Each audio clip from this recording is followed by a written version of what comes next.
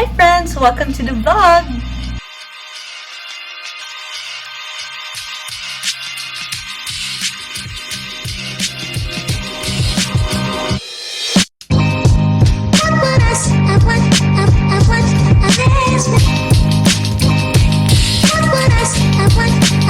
As you can see in the title, I will be unboxing my MacBook Air 2020 and I will be giving a little review on what to expect. Just a disclaimer, you guys, I'm not a techie person. In fact, I'm very tita. Like, if I'm gonna buy a gadget or whatever, I always consult my friends and family kasi wala talaga akong alam masyado dyan. But I will try to help you out on those things that I understand from the product. For the second disclaimer, I just wanna let you guys know that I'm not doing this to brag about me having a new laptop. I'm doing this just because I want to help those who are planning to buy a MacBook Air 2020. Para maybe when they see this video, they'll know what to expect when they buy one. Okay, so a little backstory about why I decided to buy a laptop. So I have a laptop of 7 years. And it was working perfectly, as in okay naman siya. Pero, pagdating ng quarantine, so uwi na, online classes, on the first day of my online exam, it suddenly died. As in, nag-black out yung screen niya. So, trinay ko siya i-charge. Charge ko, pak. Hindi pa rin siya gumagana. And then I figured na, oo nga, parang may sira na talaga yung laptop ko. I mean, yung screen ng laptop ko before, kasi meron na siyang white abstract art dun sa LCD niya. So, na-realize ko, okay, sige, baka sira na yung laptop ko. So, that's when I decided na, sige, paayos natin, baka kaya pa naman. So, pinaayos ko, and then I waited like a month or more para maayos siya. But then, hindi nila maayos talaga. So, that's when I decided to buy a laptop na, kasi sobrang grabe na yung demand ng school. Hindi ko siya kinakaya kasi iPad lang yung ginagamit ko for papers and everything. And mahirap talaga siya. That's when I decided na I need to buy a laptop. I know it's really hard transitioning from face-to-face education to online education. And there's a lot of students just like me who are having a hard time with this. But I just want to let you know that there's this hashtag piso para sa laptop na pwede tayo makahelp sa mga students who are in need. So, if you type hashtag piso para sa laptop on Facebook and Twitter, lalabas yung mga posts ng mga students who are in need of laptop. Doon lalabas yung mga GCash accounts nila, and then you can deposit or send 1 peso for a minimum of 1 peso to them. So, with just a peso, we can help these students get a laptop for their school. So, let's do our part. I mean, if we're more blessed, then let's help them. Okay, now it's time for the unboxing. Everybody's here for the unboxing. So let's start. So basically, I received this package kanina and it took around a week for it to be delivered. The shipping costs a little more expensive. It cost me 2,600 kasi they have to declare the value pa of what's inside. And I got this laptop from a private Facebook group for doctorpreneurs. And then, we decided to buy it na. Kasi sobrang need ko talaga ng laptop. So, ayun, let's go. Let's unbox this. I am super excited, you guys. Sobrang hassle talaga nang walang laptop. So, please, let's help. Piso para sa laptop.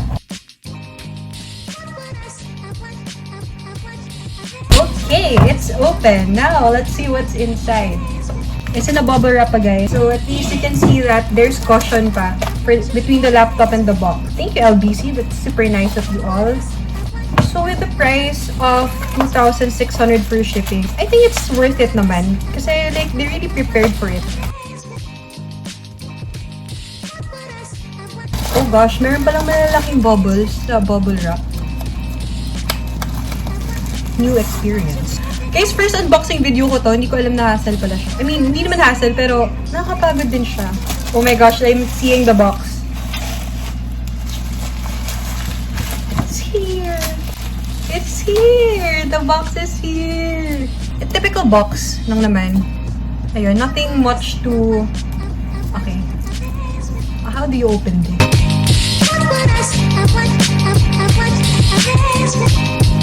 Okay, moment of truth. Let's open it together. Oh. Nakakabahan ako, baka mahulog.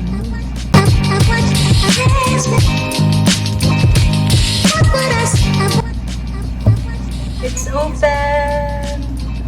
So, first thing that you see here is the MacBook itself. It's wrapped in a plastic. So, here is the MacBook.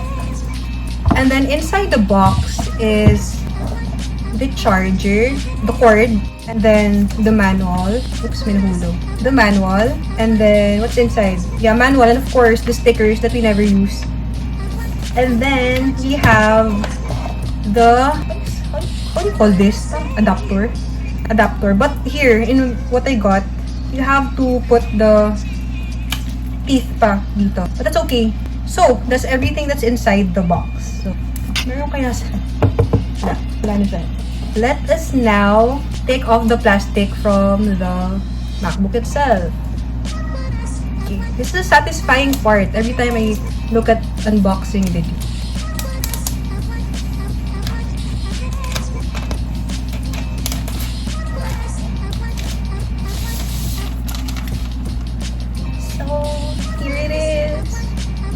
I got space gray, but MacBook Air 2020 has 3 colors: silver, gold.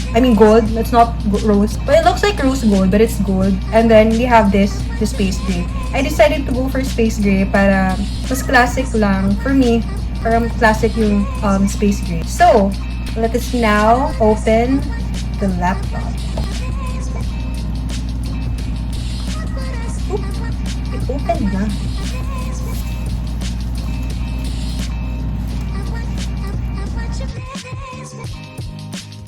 So, from what I read before, this MacBook is i3 Intel Core and has 256 GB worth of storage and 8 GB RAM.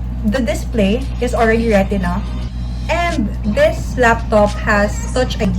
So, para siya yung mga phones before, once you just press your fingerprint and then you log in at your desktop. I also read that this laptop is using Magic Keyboard as opposed to butterfly keyboards that Mac had before. So the touch the keyboard is better. And the size of the screen is 13 inches. And the weight, oh my gosh, the weight is just a kilo and super light. Okay, to check the size, since it's 13 inch and super light, let's check if it'll fit my bag. I have here with me my school bag. So, this is what I use for school. And I remember using my Pro. Girl, para ako nag-aal sa bulutan every time I study out. Kasi sobrang kapal and sobrang bigat niya. It fits perfectly and super light. Like, parang naglagay ka lang ng dalawang notebook na medyo makapal. Super light. Now, let's try naman if you wanna go study or bring your laptop and then you have a date afterwards. So, sige, try natin sa medyo hindi school type na bag. Kasya kaya siya. So, if you wanna study muna or work before you make gala afterwards, kasyang-kasya yung MacBook mo here. So, it's super nice and super light. And of course, for the width, can I just say that this is super duper thin? Like, if I'm going to compare it with an iPhone 10, they're almost the same width. See? It's super nice. And here you can see 2 USB Type-C ports. Okay, so let's see the screen and the keyboard. We have the new Touch ID. Now you have to set it up. The touchpad is bigger than the previous iPad Air. You know what I noticed na okay nga yung keys niya? Because I've tried using my friend's MacBook Pro na earlier versions that has butterfly keys pa. Mas maganda yung touch nitong Magic Keyboard. For the display, I noticed that it's very HD. Like, if I can only show you my old laptop, kung di siya sira, you can see how pixelated my old laptop was. And this one, I'm really shocked. Okay, so for the full specs of this laptop, I will just be putting the details down below in the description box. So, if you're going to ask me if I'm happy with my purchase, I would say yes, I'm happy with my purchase. However, if you are planning to buy a MacBook, you have to know that you'll be needing extra accessories para mas okay yung use mo dito. First, you will need an accessory for your USBs. Kasi diba dito sa Philippines, mostly ang ginagamit pa rin natin USB is yung typical USBs. Ang problem is, MacBook is using USB Type-C port. So, kailangan natin ng extra accessory for that na if you connect it, pwede mo nang ma-access yung typical USB port. And also, this doesn't have memory card slot. So, kailangan mo rin bumili doon. However, alam ko meron ng accessory na all-in-one na. So, meron ng USB ports and SD card port. So, those are the things that you have to consider when you're going to buy a MacBook Air. So, So for the price of this MacBook Air 2020, I got this for 56,500. It's 1,000 cheaper than those you see in applestore.com. However, since I'm in the province, yung shipping fee medyo mahal kasi I had to pay 2,600 for shipping kasi we had to declare yung value nitong laptop for its safety. But, did you guys know that you can get these Apple products in a cheaper price? Yes, had I known this earlier, I would have done this.